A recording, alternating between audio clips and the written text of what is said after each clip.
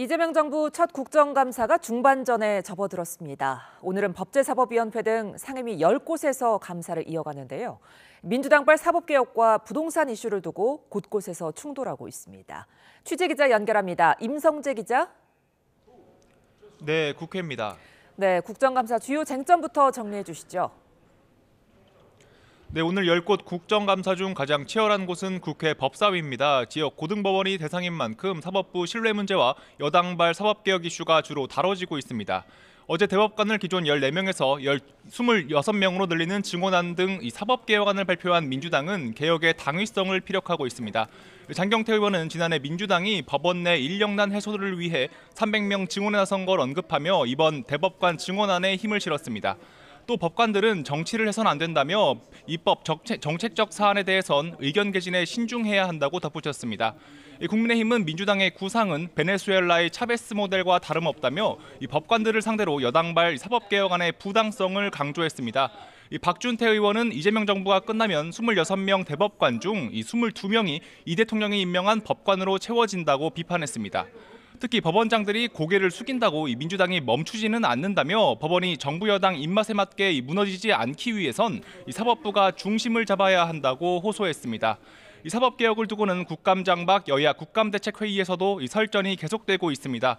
민주당 한정혜 정책위의장은 이번 개혁안은 사법부에 대한 무너진 국민 신뢰를 회복하기 위한 차원이라며 국민의힘의 동참을 촉구했습니다. 관련 발언 들어보겠습니다. 국민의힘 또한 대안 없는 말폭탄, 사실 왜곡, 정쟁용 발언으로 국민을 선동할 것이 아니라 당 차원에선 일각에서 제기되는 이 대통령 사법 리스크 대비책이란 비판에 그 하나를 위해 시스템 전반을 바꾼다는 건 말이 안 된다며 엄호를 펼치는 분위기입니다. 사실상 사심제라는 비판을 받은 재판 소원제는 특위안에는 일단 빠진 대신 공론화 작업을 통해 당론으로 추진한다고 했는데요.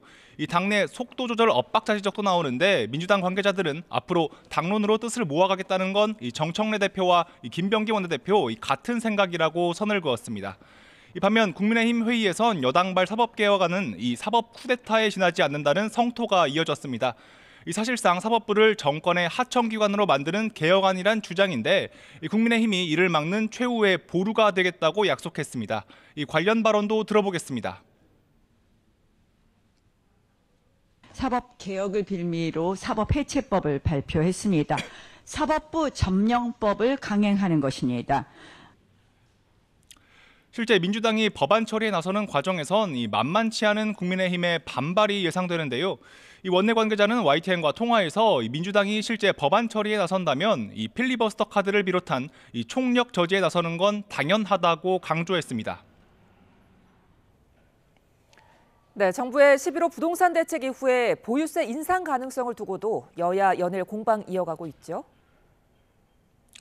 네, 민주당은 야당의 주된 타깃이 된 부동산 이슈가 부정적인 방향으로 확대 재생산되는 걸 경계하는 기류입니다. 특히 민심과 직결되는 정부의 보유세 강화 전망 등에 계속 선을 긋고 있습니다. 원내 핵심 관계자는 YTN과 통화에서 부동산 세제 개편안은 손도 안 댔는데 왜 자꾸 이슈가 되는지 모르겠다며 거듭 진화에 나섰습니다.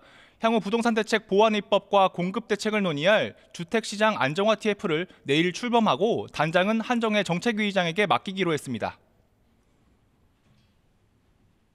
개선 이상으로 구성을 했다. 세제 개편과 관련된 논의들은 하지 않습니다. 공급 대책, 공급 안정에 방점을 둔.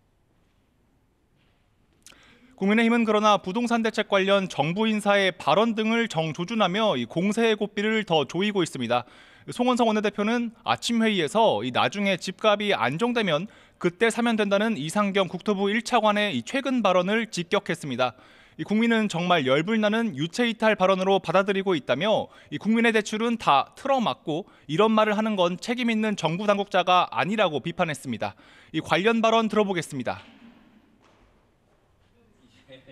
여권 고위층은 자신들은 수십억 자산으로 경제적 이득을 누리면서 국민들에게는 전월세 난민으로 돌아가라. 향후 국정감사에서도 부동산 이슈를 중심으로 한 대여 공세는 계속될 것으로 보입니다. 지금까지 국회에서 YTN 임성재입니다.